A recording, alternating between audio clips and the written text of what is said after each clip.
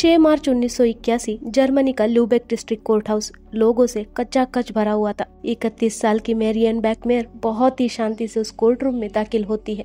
अंदर खटखड़े में 35 साल का आदमी खड़ा था, जिसने पिछले 2 साल से मैरियन की नींद हराम कर रखी थी। मैरियन अपनी पर्स से एक बैरेट पिस्तौल निकालती है और उस आदमी की तरफ निशाना लगाती है। ट्रिगर दबता है और एक के बाद एक 8 गोलियां चलती है। आदमी पल भर में जमीन पर बेजान पड़ा था। ऐसा क्या हुआ था कि मैरियन ने उस बारिश की दोपहर को कानून अपने हाथ में लिया था।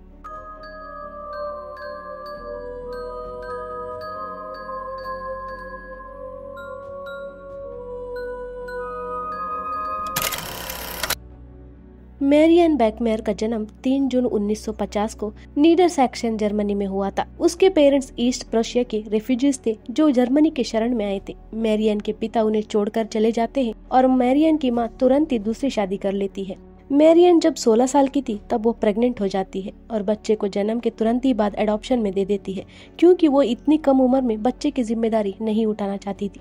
हाई स्कूल के आखिरी साल में मैरियन अपने बॉयफ्रेंड से प्रेग्नेंट हो जाती है। तब वो 18 साल की थी। बच्चे के जन्म के कुछ ही समय पहले एक डिस्को में उसके साथ बलात्कार होता है। इस ट्रॉमा से और अपने बॉयफ्रेंड से रिश्ता टूटने की वजह से मैरियन बहुत ही सदमे में थी और अपने दूसरे बच्चे को भी एडॉप्शन में दे देती है।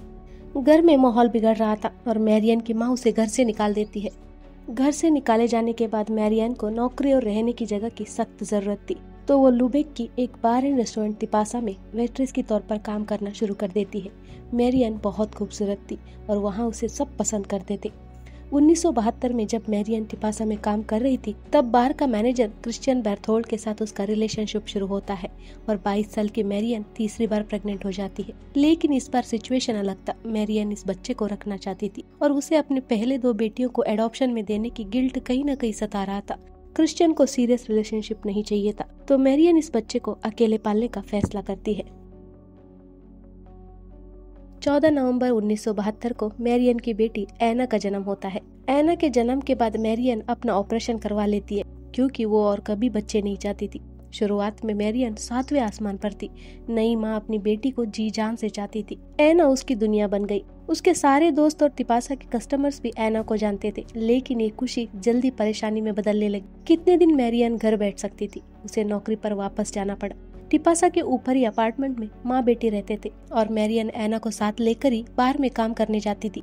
जल्दी मैरियन अपनी पुरानी लाइफस्टाइल में लौटती है। पार्टी, दोस्तों के साथ मस्ती और भी कुछ। बार में शिफ्ट खत्म होने पर भी मैरियन घर नहीं जाती थी। छोटी सी एना वहीं बार के बेंच पर सो जाती थी और उसकी माँ अपनी दुनिया में मस्त रहती थी।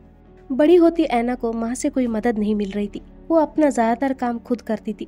मैरियन रात में काम के बाद पार्टी करती, फिर दिन में सो जाती थी। एना बार के अंदर ही बड़ी हो जाती है। एना का जिंदगी कुछ खास नहीं थी। उसके उम्र के बच्चों के जैसा तो बिल्कुल भी नहीं। उसकी माँ काम खत्म होने के बाद रात भर पार्टी करती थी और एना वहीं कहीं सो जाती थी।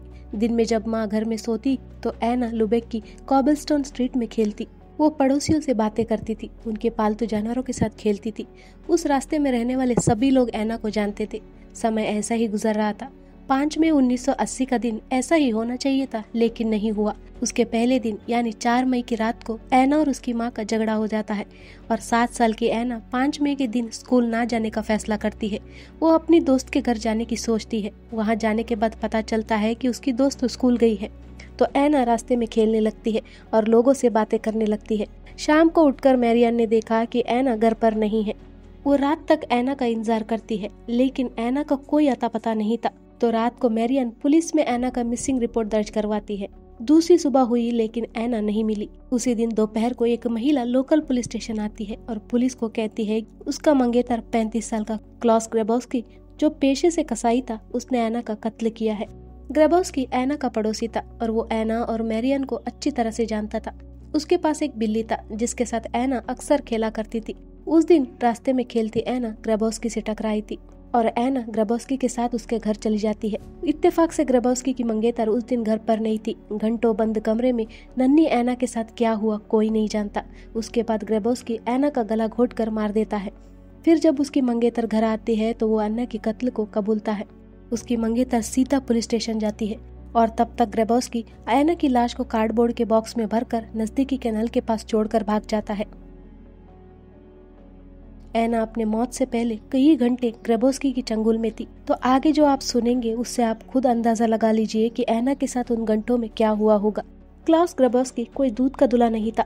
उसके अपराध 1970 के शुरुआत में ही शुरू हुए थे। उसकी पहली शिकार 6 साल की बच्ची थी, लेकिन वो बच्ची उसके चंगुल से निकल कर भागी थी। तो ग्रेबोस्की उसका पीछा करता है और उसे पकड़ लेता है और उसका गला दबाना शुरू करता है। तो बच्ची चीखने चिल्लाने लगती है तो ग्रेबोस्की को उसे छोड़ना पड़ता है। उस पर अटेम्प्ट टू मर्डर का चार्जेस लगते हैं और उसे प्रोबेशन दिया जाता है। 2 साल बाद वो फिर अपना पहला वाला हरकत शुरू करता है। इस बार उसने 2 बच्चियों के साथ बलात्कार किया था। 1976 को कोर्ट ने उसे साइकोलॉजिकल ट्रीटमेंट फैसिलिटी में भेजा। जर्मनी में सेक्स ऑफेंडर्स पर केमिकल कैस्ट्रेशन किया जाता है और गैब्रोस्की का भी केमिकल कैस्ट्रेशन किया गया और वो बाहर आ गया। जब एना के कत्ल के बारे में गैब्रोस्की की मंगेतर ने पुलिस को इत्तला किया था, शाम को उसे अरेस्ट कर लिया गया। गैब्रोस्की ने कत्ल को तो कबूला, लेकिन एना की इस निर्मम हत्या के पीछे उसने जो वजह बताई वो किसी का भी खून खौलाने के लिए काफी था। उसने कहा कि एना ने उसका ब्लैकमेल किया। उसने आगे कहा कि एना ने उसे बहकाया। एग्जैक्ट वर्ड में उसने उसे सेड्यूस किया। कहा कि अगर गैब्रोस्की उसे पैसे नहीं दिए तो वो अपनी माँ को कहेगी कि गैब्रोस्की ने उसका बलात्कार किया। एना सिर्फ 7 साल की थी और ये आदमी 35 का। इस बात को सुनकर मैरियन आग बबूला हो गई। जब गैब्रोस्की के लॉयर ने कोर्ट में ये कहा कि इसमें गैब्रोस्की की कोई गलती नहीं है, ये इसलिए हुआ क्योंकि सालों पहले उसके केमिकल कैस्ट्रेशन होने के कारण हार्मोनल इम्बैलेंस की वजह से एना का कत्ल हुआ है। मैरियन को अब बस हो गया था। तीसरे दिन वो ट्रायल में अपने पर्स में 22 कैलिबर बेरेटा पिस्टल लेकर कोर्ट आई। 8 बार गोली चलाई। 6 गैब्रोस्की को लगी और वो वहीं मर गया। मैरियन ने कहा, मैं उसके मुंह पर गोली मारना चाहती थी, लेकिन उसकी पीठ में मारा। उम्मीद करती हूँ कि वो मर गया होगा। मैरियन पर गैब्रोस्की के कत्ल का चार्जेस लगे। मैरियन के केस को इंटरनेशनल अटेंशन मिला। उसे लोग और मीडिया रिवेंज मदर बुलाने लगे।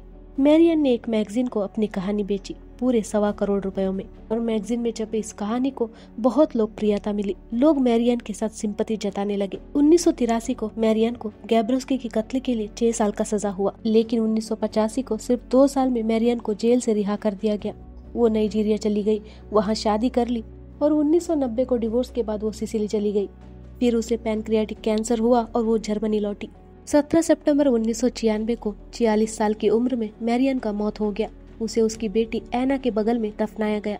ये थी कहानी जर्मनी के रिवेंज मदर मैरियन बैकमेयर की। फिर मिलते हैं एक नई कहानी के साथ। अलविदा।